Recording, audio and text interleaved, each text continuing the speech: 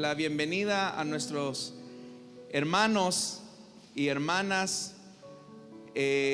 Ustedes saben que durante estos días hemos estado realizando una campaña médica y nos acompañan hermanos de los Estados Unidos que nos han bendecido con su profesión. Creo que acá tenemos a una hermana. Le damos la bienvenida a nuestra hermana. Acá está, hermana. Dios le bendiga, bienvenida. Más fuerte, hermano, ese aplauso de bienvenida. Amén. Gloria a Dios. También si hay otros hermanos de otras iglesias, amigos que nos visitan por primera vez, bienvenidos a este lugar. Esta es su casa y somos su familia. Vamos a abrir la Biblia en Esdras capítulo número 1, versículo 1 en adelante. Esdras capítulo 1, versículo 1 en adelante. La palabra de Dios nos dice: en el primer año del reinado de Ciro, rey de Persia, el Señor dispuso el corazón del rey para que éste promulgara un decreto en todo su reino, y así se cumpliera la palabra del Señor por medio del profeta Jeremías. Tanto oralmente como por escrito, el rey decretó lo siguiente: esto es lo que ordena Ciro, rey de Persia.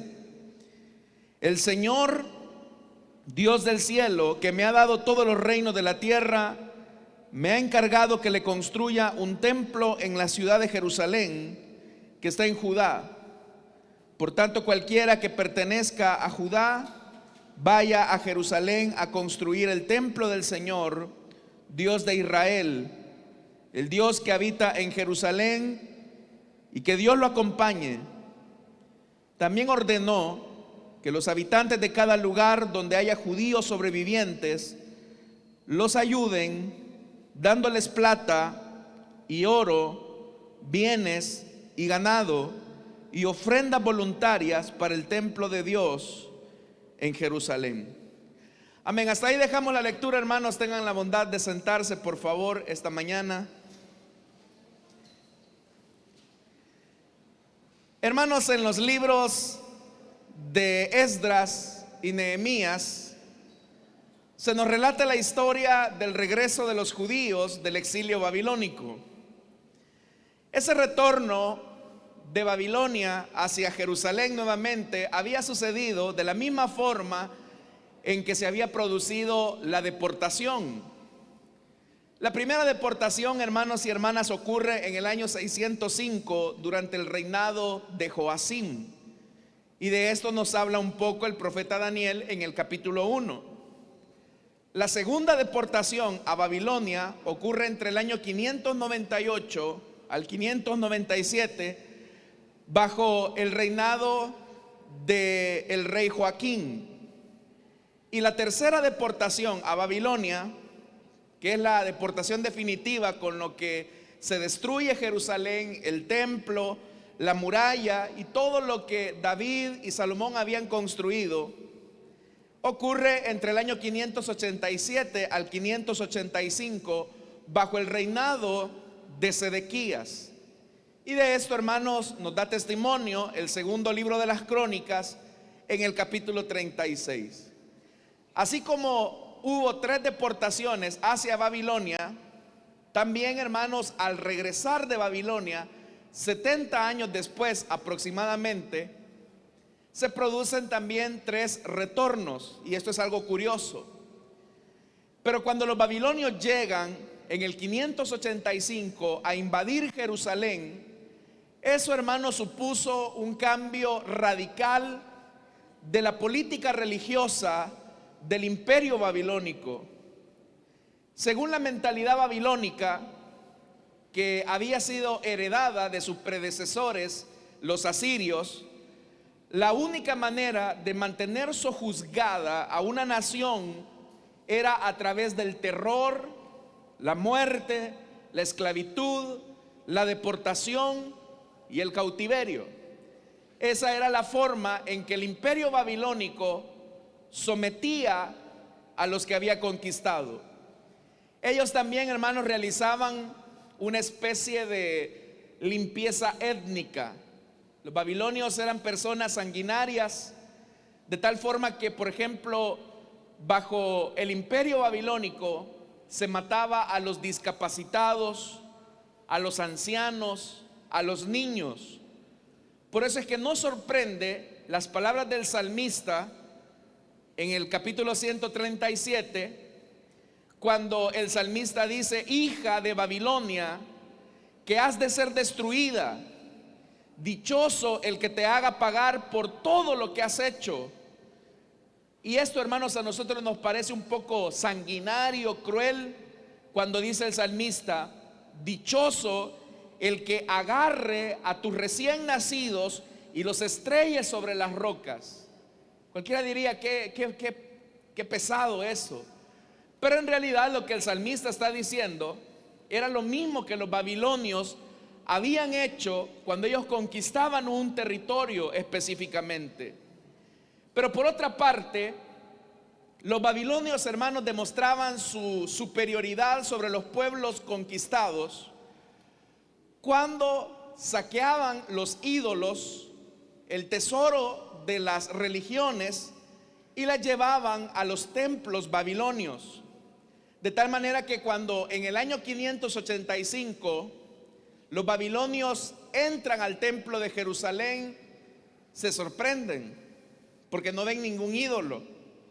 Entonces no tienen más recurso que llevarse los tesoros del templo, todas aquellas piezas que se utilizaban en el culto al Señor y que eran de valor, tazones, vasos, todo eso que era de oro, de metales preciosos, fue llevado a Babilonia y fue colocado bajo la tesorería del templo dedicado a Marduk. Y eso, hermanos, era como una señal de decir: bueno, no solamente vencimos a los israelitas, sino que vencimos al Dios de los israelitas. Y por eso es que traemos todo el tesoro al templo de Marduk. Por eso, hermanos, es que Nabucodonosor, como ya le dije, se llevó todos los utensilios del templo a la casa de sus dioses. Y ahí usted va a encontrar el famoso relato de Belsasar, cuando toma los utensilios sagrados para aquella noche que sería la última de parranda. Cuando pasan, hermanos y hermanas, aproximadamente 5 décadas de cautiverio, es decir, los judíos están en Babilonia, Jerusalén ha sido arrasada y destruida, asciende al trono Belsasar. Y cuando llega Belsasar al trono, él fue un rey nefasto.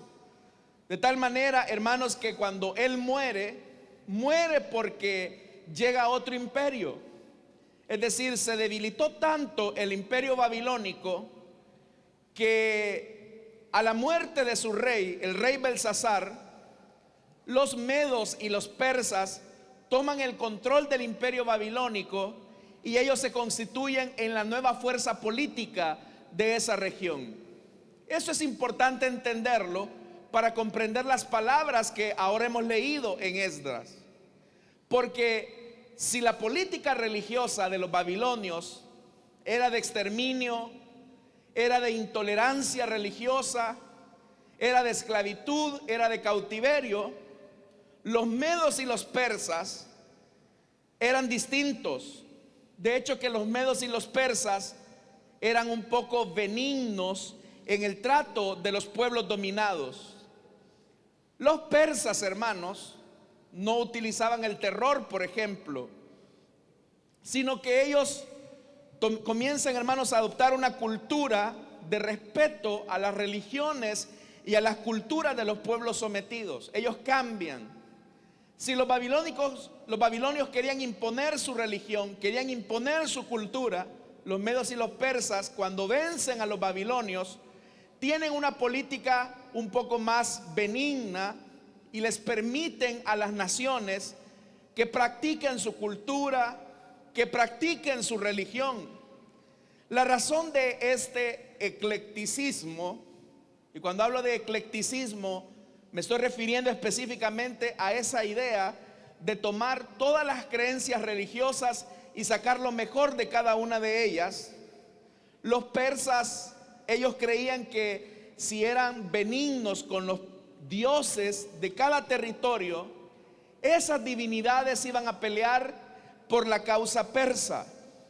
Por eso es que la política persa, hermanos, incluía que cada pueblo debía de dedicar su esfuerzo a una divinidad, su esfuerzo al dios de la localidad, y que si el rey persa, el emperador persa, era benigno con los pueblos, entonces este pueblo iba a levantar plegarias en favor del emperador. Todo eso, hermanos, que he explicado, nos va a ayudar a entender lo que ahora hemos leído.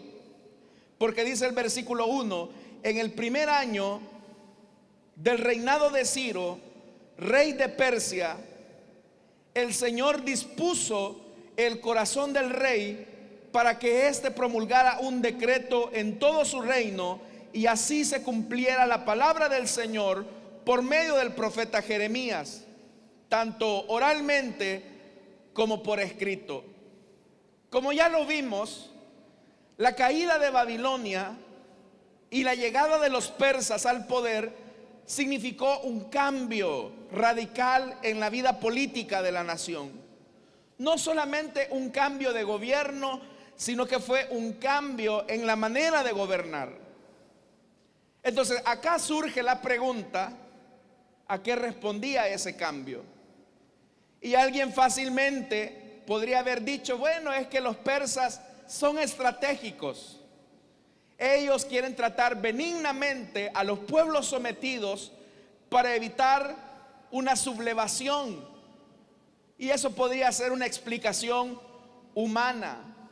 Pero vemos que en este versículo 1, Esdras, hermanos y hermanas, ve más allá de las iniciativas humanas.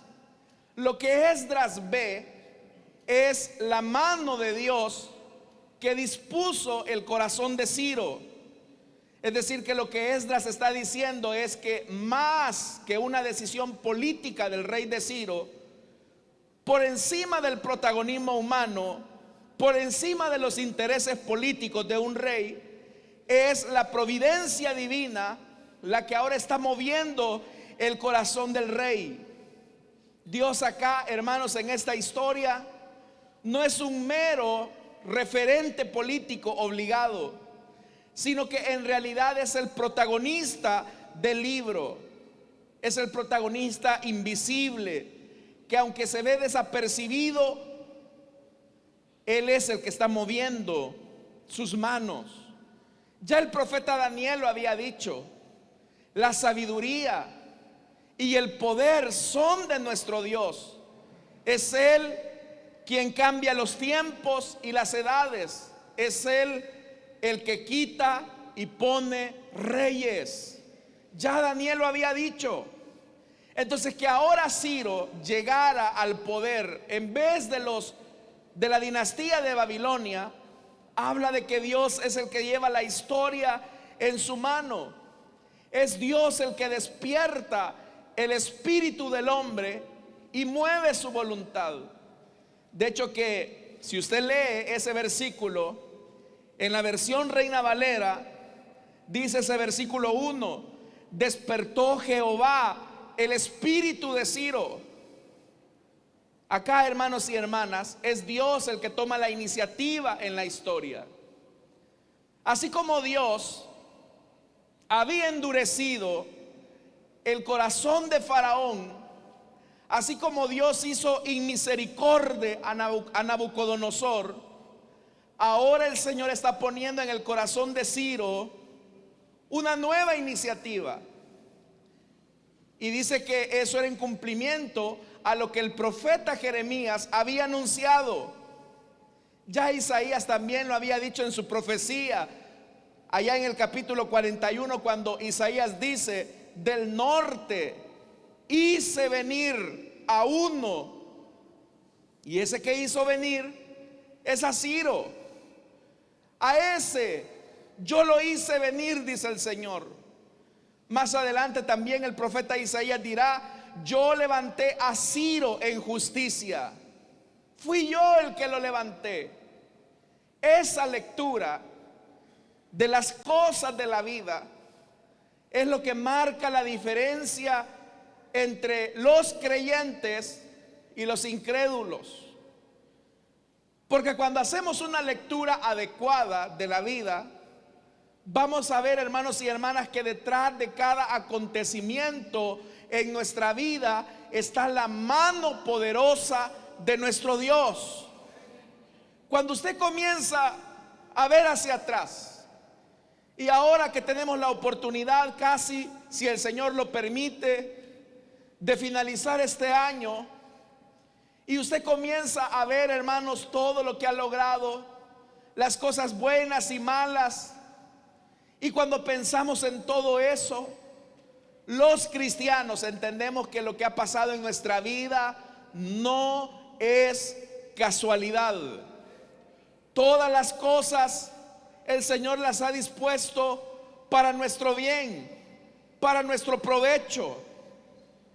Usted, por ejemplo, a lo mejor este año recibió la bendición de un empleo, y probablemente, hermanos y hermanas, hubo alguien que llevó su currículum ante el gerente. Hubo alguien que trabajaba en esa empresa y habló quizás con el de recursos humanos y le dijo: mire, yo recomiendo a esta persona, es un buen trabajador, es una persona que tiene experiencia. Y a lo mejor el Señor le concedió el trabajo, y el trabajo ocurrió. Lo llamaron de la empresa y ahora está trabajando ahí. Usted puede leer esa situación de dos formas. Una forma de leerlo es que usted diga: es que qué buen amigo tengo, es que él sí tiene cuello con el gerente, es que él sí se las puede con el de recursos humanos. Y si uno lee superficialmente, la fe quedará empobrecida. Pero si uno entiende que detrás de esas personas, que detrás de ese gerente, que detrás de esas personas que nos ayudaron a entrar a ese trabajo, no eran esas personas, sino que era la mano invisible de Dios la que nos abrió las puertas, la gloria infinita solamente se le debe a Él, y solamente a Él, que abre caminos donde otros dijeron que no habían. Lo mismo también usted puede decir en el tema de los negocios. Es que mire, si qué bendición que yo conocí a esta persona que me ayudó a levantar mi negocio, o que me estimuló o me prestó el dinero para invertir en esto. Es que si no me lo hubiera encontrado a él, yo no hubiera salido adelante. Es que si mi familiar en Estados Unidos no me hubiese apoyado, yo no hubiera salido adelante. Pero en realidad no te equivoques. El que movió el corazón de esas personas, el que movió la voluntad de esas personas, fue el Señor, nuestro Dios, que tiene el control de todas las cosas y que ha dicho que proveerá el pan a nuestra mesa todos los días de nuestra vida. Por eso es que Esdras lo que dice es: Esdras no está diciendo qué buena gente es el rey de Ciro, qué barbaridad, qué benigno, qué magnánimo. No, lo que Esdras está diciendo es: al Señor, el Señor mueve a Ciro, y Ciro le hace los mandados al Señor. Entonces, hermanos y hermanas, detrás de todas las decisiones humanas, para bien o para mal, Dios está llevando indiscutiblemente a feliz término su propósito. Ya lo decía el proverbista: en las manos del Señor el corazón del rey es como un río, sigue el curso que el Señor le ha trazado. Ciro podía decir: le voy a ayudar a estos judíos para que regresen a su tierra, voy a decretar algo en beneficio de ellos. Pero lo que Ciro no sabía es que Dios lo estaba moviendo a hacer eso. Esto, hermanos y hermanas, nos da un principio importante, y es que Dios es capaz de utilizar a los inconversos para bendecir al pueblo de Dios. Dios es capaz de usar al mismo diablo, si Él quiere, para bendecir al pueblo de Dios. Por eso es que dice el versículo 1: el rey decretó lo siguiente. Esto es lo que ordena Ciro, rey de Persia. La proclamación había sido oral a través de los heraldos del rey, pero también había sido por escrita. Esa orden había sido colocada por escrito, y el rey está utilizando todos los medios que tiene para decretar. ¿Y qué es lo que va a decretar? El versículo 1 lo dice: para que se cumpliera la palabra del Señor por medio del profeta Jeremías. ¿Cuál era la lectura que se hace de la realidad? Porque si para los cristianos la vida no es, hermanos y hermanas, el resultado de la casualidad, ni de la causa y del efecto humano, sino de la soberanía de Dios, la llegada de Ciro al gobierno representaba la salvación del remanente de Israel. Dios iba a utilizar a Ciro para bendecir a su pueblo. Pero vea lo que Esdras dice: para que se cumpliera la palabra del profeta Jeremías. Es Dios el que ha empeñado su palabra. Es Dios el que ha dado una promesa de bendición.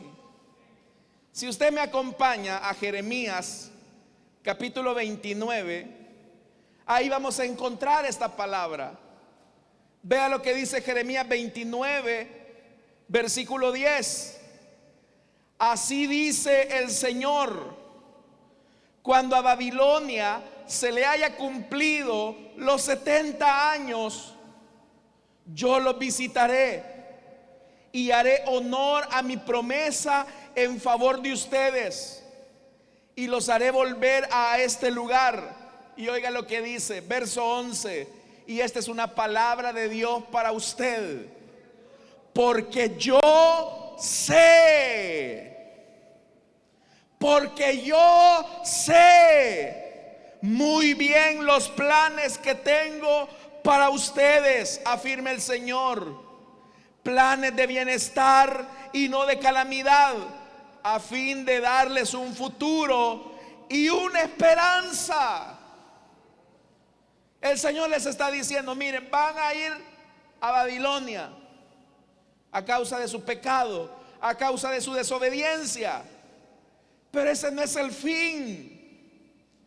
Cuando se haya acabado los 70 años, van a regresar a esta tierra. Hermanos y hermanas, eso define la fe del cristiano: que nuestro futuro está seguro, no por las personas que conocemos. Que nuestro futuro está seguro, no por los bienes que poseamos. Que nuestro futuro está seguro, no porque tenemos un ahorrito ahí guardado.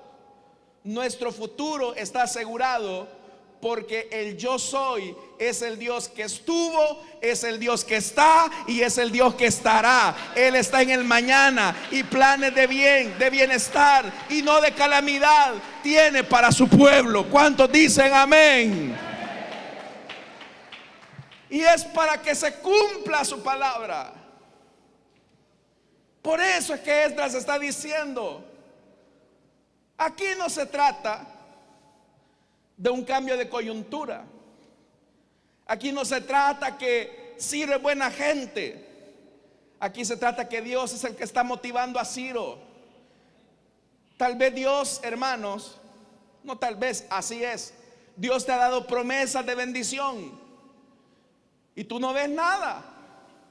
Dios te ha dicho que te va a proveer y vives en escasez.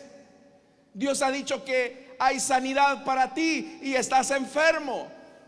Puede ser que tu familia esté destruida y Dios está diciendo que ha de transformar tu familia y tú no ves nada. Porque los seres humanos somos inmediatistas, queremos las cosas ya, pero Dios tiene su tiempo. Y acá, hermanos y hermanas, se trata de lo que Dios dijo. Y si Dios lo dijo, lo va a cumplir. Si Dios te ha prometido, Él lo hará. Porque planes de bienestar y no de calamidad tiene Él para su pueblo. ¿Y por qué Dios va a cumplir su palabra? Porque tú eres una chulada, porque eres buena gente, porque qué barbaridad, eres una gran cosa. No, Dios va a cumplir su palabra por amor a sí mismo, porque Él es un Dios que no miente. Sea todo hombre mentiroso, el hombre se retracta, pero nuestro Dios es veraz. Él no miente. Por eso es que Esdras está diciendo, para que se cumpliera la palabra del profeta Jeremías. Y vea lo que dice el versículo 2. El Señor, Dios del cielo, que me ha dado todos los reinos de la tierra, me ha encargado que le construya un templo en la ciudad de Jerusalén, que está en Judá. Ahora cuidado, hermanos. Ciro no es que fuera un creyente en el Dios de Israel. Por eso le expliqué la política religiosa de los medos y de los persas. La política de los medos y de los persas era muy flexible con las religiones de los pueblos conquistados y dominados. En el concepto de Ciro, todos los dioses debían de ser adorados y ninguno de ellos debía de ser contrariado. Esa era la mentalidad de Ciro. Entonces vea, aunque Ciro está diciendo que Dios le ha dado los reinos de la tierra, lo cual es una verdad, su gratitud no es sincera. Es una expresión, hermanos y hermanas, de aquella superstición que muchas veces hace que las personas, por ejemplo, en su superstición, le encienden velas a todos los altares para quedar bien con todos los santos.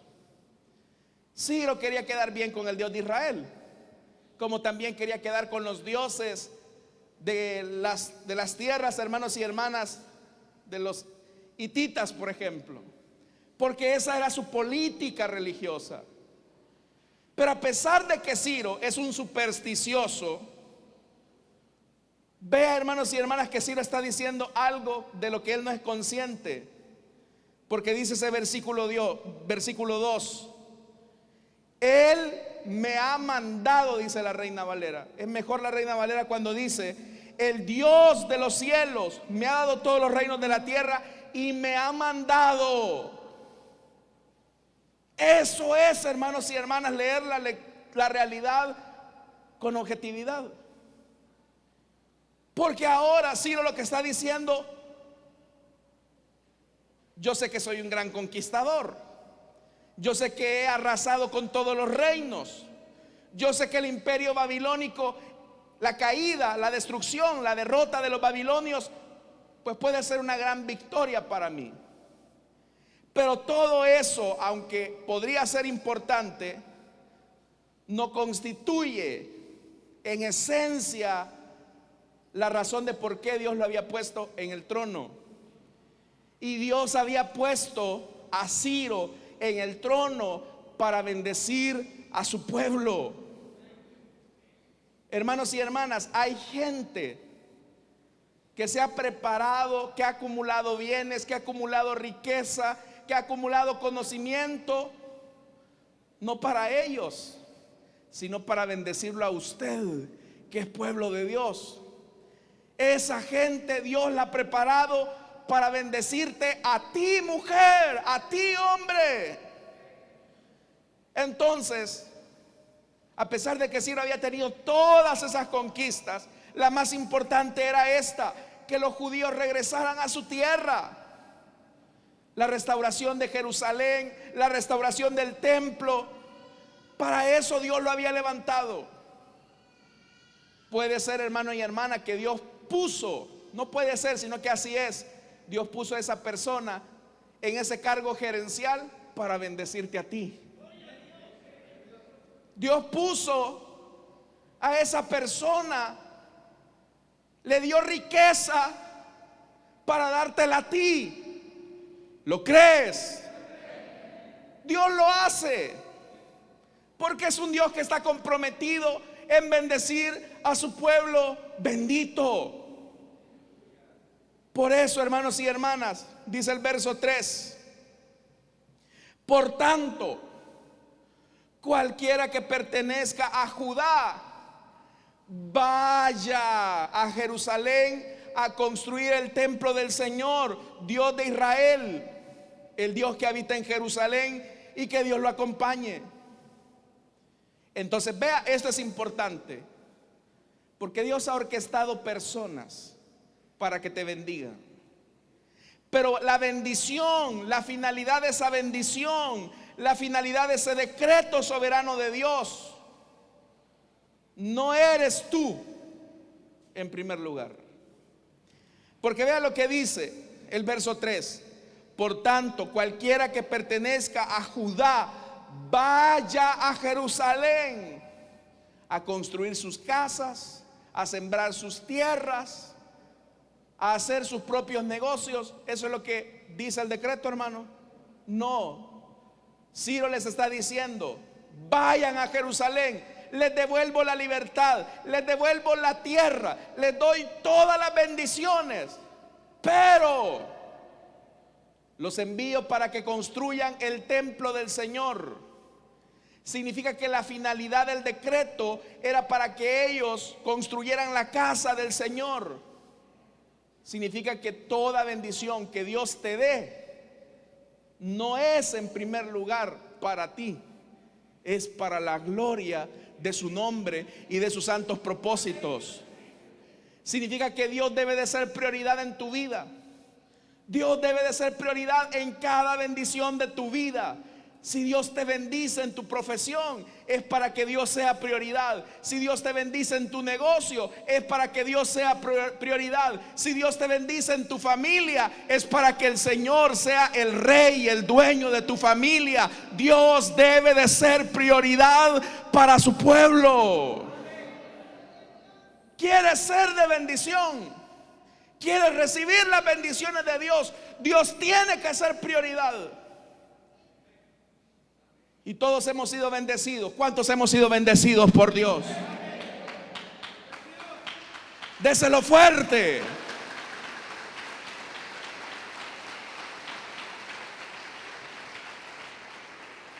Si Dios te ha bendecido con una casa, es para que vivas encerrado tú solo y acumules cucarachas y ratones de cosas que no ocupas.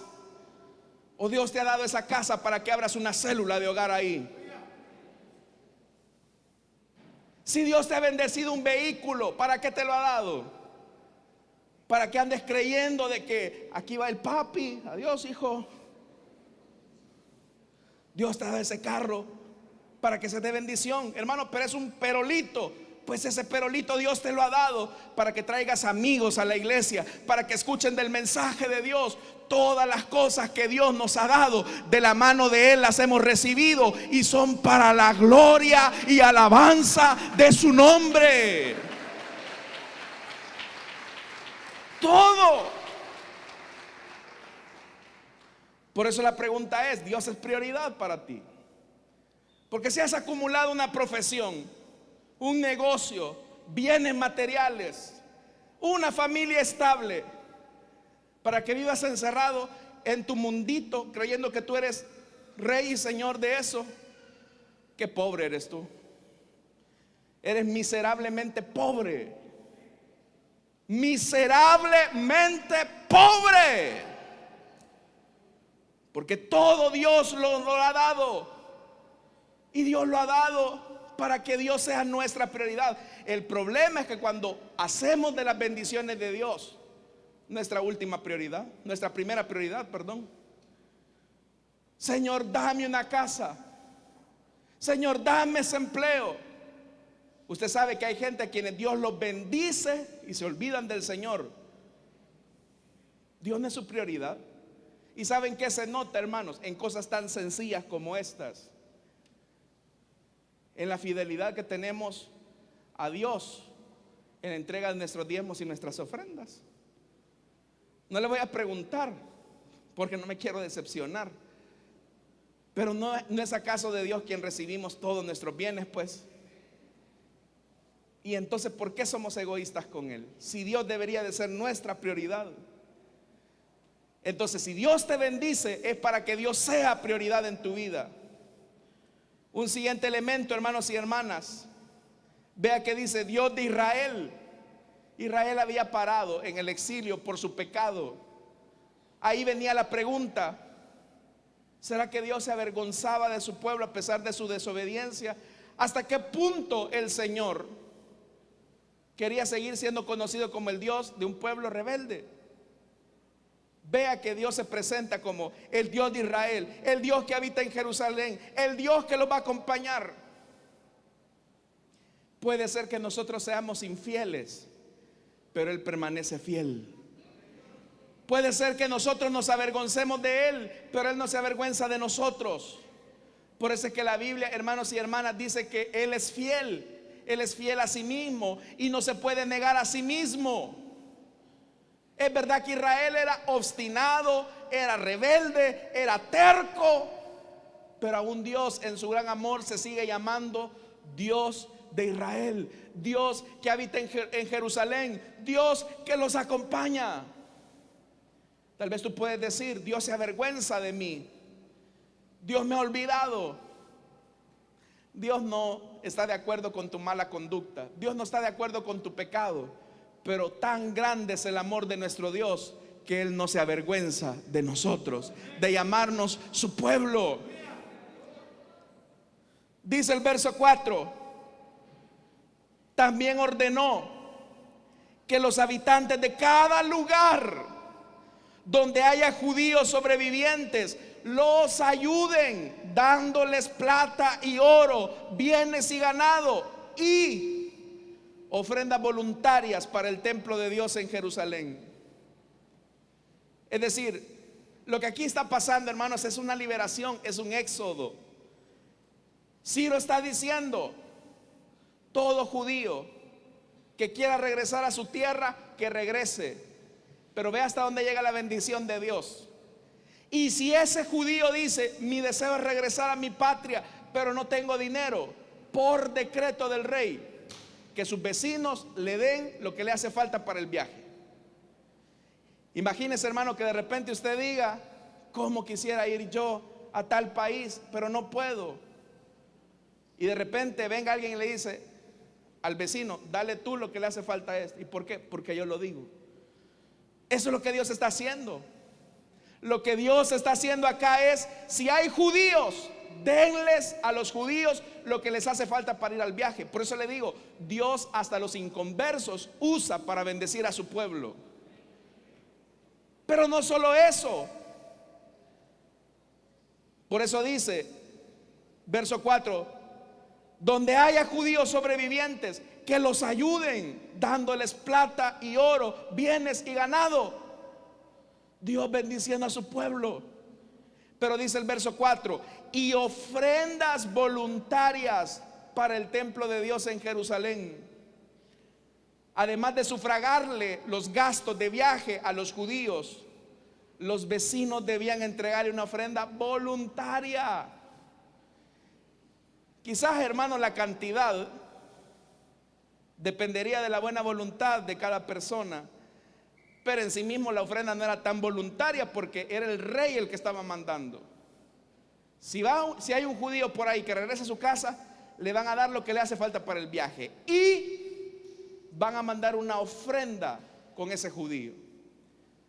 Pero mire cómo Dios está invirtiendo las cosas, porque hacía más o menos 50 años atrás que los babilonios les habían quitado tierras, ganado, ofrendas, todo, hasta el templo. Pero ¿qué está haciendo el Señor acá, hermanos? El Señor está restituyendo. está devolviendo. Cuando uno piensa en este pasaje, de toda esa ayuda brindada por los gentiles a los judíos, a sus judíos vecinos, sus vecinos judíos, perdón, nos recuerda mucho de lo que ocurrió en el Éxodo, cuando los hijos de Israel, hermanos, pidieron a los egipcios objetos de plata, objetos de oro, ropa, y dice la Biblia que el Señor hizo que el pueblo se ganara el favor de los egipcios, que les concedieran todo lo que pedían. Y dice el libro de Éxodo que así despojaron a los egipcios. Pero nuevamente, ¿quién es el que está moviendo el corazón? Es Dios. De repente quizás en su trabajo usted se encuentra con una persona que le dice: mire, yo no sé qué tiene usted, pero yo lo quiero bendecir con esto. Y quizás usted está pasando una gran necesidad. Mire, hermano, yo he visto eso tanto en mi vida, que Dios ha movido los corazones de muchas personas de diferentes maneras, pero es Dios el que mueve el corazón. Así que no te sorprendas, amado pueblo de Dios, que Dios use a tu jefe, que Dios use a tu compañero de trabajo, que Dios use a ese pariente. Quizás tú tenías 30 años que ya no sabías del primo Juancho, pero el primo Juancho te llama y le dice: ¿qué pasó, primo? ¿Cómo estás? Conseguí tu número de teléfono y fíjate que no sé qué me dio de hablarte, pero ¿cómo está la familia? Bien, le dice usted, aquí pasándola, Dios es bueno. Ah, pues mira, tío o primo, aquí te voy a mandar estos centavitos, ahí te los envío. Y usted tenía décadas. ¿A quién les ha pasado algo así alguna vez, hermano? Usted tenía décadas de no saber de ese fulano, ya ni se acuerda del famoso primo Juancho. Pero ¿quién cree usted que es el que está moviendo el corazón de esas personas? Es el que está sentado en el trono. Él es el que está moviendo los corazones. Dios puede mover los corazones de las personas, así como movió a los egipcios para que le dieran a Israel todo. Ahora Dios está moviendo el corazón de Ciro para que por decreto imperial la gente le dé todo a los judíos en su regreso. Pero ¿por qué está volviendo a pasar esto? ¿Qué pasó en el Éxodo?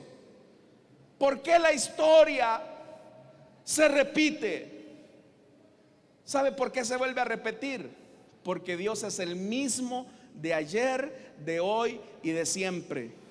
Si Dios movió a los egipcios para bendecir a su pueblo, lo volvió a hacer con Ciro. Dios movió el corazón de Ciro para bendecir a su pueblo. El mismo Dios que movió el corazón de Faraón, el mismo Dios que movió el corazón de Ciro, es el mismo Dios que puede mover el corazón de tu jefe, el corazón de tu vecino, el corazón de tu amigo, el corazón de tu familiar, para bendecir en abundancia al pueblo bendito de Dios.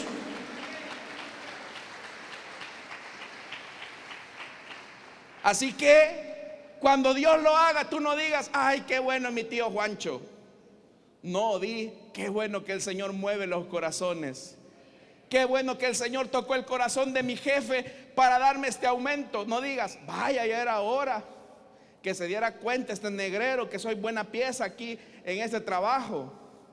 No, di: gracias, Señor, porque tú tocaste el corazón de mi jefe. Amén, hermanos. Porque para los cristianos nada es casualidad. Todo ocurre por la poderosa mano de nuestro Dios. Si Dios te ha decretado bendecir, Él te bendice, pueblo amado de Dios. Quiero decirles algo: Dios bendice tu entrada y tu salida. Dios bendice tu mesa. Dios bendice el fruto de tu vientre. Dios bendice el fruto de tus manos. ¿Cuántos creen a esa bendición de parte de Dios? Tú eres un pueblo bendecido por el Señor, amada iglesia. Así que el Señor va a mover los corazones. Él va a mover los corazones. Le voy a decir algo: esta semana Dios va a mover el corazón de inconversos para bendecirlos a ustedes. ¿Crees esta palabra? Dios te dará lo que has pedido. Y es capaz Dios de usar hasta el mismo diablo para bendecirte. Porque Dios es el mismo de ayer, de hoy y siempre. Pero recuerda algo, Dios debe de ser nuestra prioridad. Amén, hermanos. Vamos a orar. Vamos a cerrar nuestros ojos. Teniendo nuestros ojos cerrados y nuestro rostro inclinado, rápidamente quiero hacer una invitación para aquellas personas que desean entregarle su vida a Jesús o desean reconciliarse. No puedo extender mucho este llamado por el tiempo.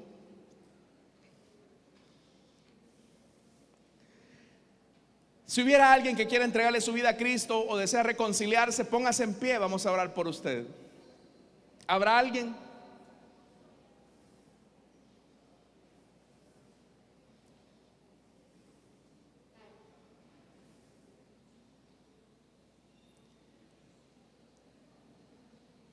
¿Habrá alguien que esta mañana que desea entregarle su vida a Cristo o desea reconciliarse?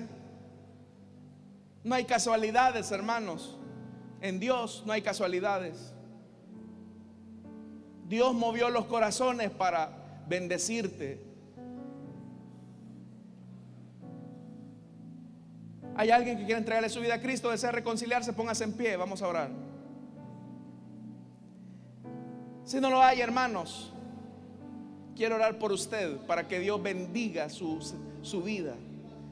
Esta semana es una semana de bendición. Póngase en pie, quiero orar por usted. Pueblo de Dios, quiero orar por usted. Dios va a bendecirte. Dios va a usar cuervos si fuera necesario. Dios va a usar los medios que menos imaginas. Pero recuerda, cuando Dios te haya bendecido, no hagas culto de la bendición. No hagas culto de la bendición. Dale gloria al Señor. Solo a Él dale la gloria y dile: Señor, gracias porque tocaste el corazón de mi jefe. Gracias porque tocaste el corazón de mi compañero. Gracias porque tocaste el corazón de mi familiar. Eres tú el que cumple su palabra. Levanten sus manos al cielo. Padre que estás en los cielos, somos un pueblo bendecido. Somos un pueblo bendecido. Señor, bendice la entrada y la salida de tu pueblo, su levantar y su acostar. Bendice el fruto de su vientre. Bendice el fruto de su esfuerzo. Que todo lo que esas manos hagan, que todo lo que esas manos hagan sean de bendición. Levanta tus manos, porque tus manos son de bendición. Lo que hagas, lo que hagas, lo que hagas, lo que hagas, lo que hagas será de bendición, será de bendición, será de bendición esta semana. Toda la gloria, toda la honra, precioso. Esta semana es de bendición para ti. Dios abrirá espacios que tú pensabas que estaban cerrados, porque Dios es fiel a su palabra. Es un decreto soberano de Dios que te dice: eres bendito, bendita, bendita. Quiero levantar a ti mis manos, maravilloso Jesús. Dale fuertes ofrendas de palmas a nuestro Dios, hermanos. Fuertes si son para Él. Gracias.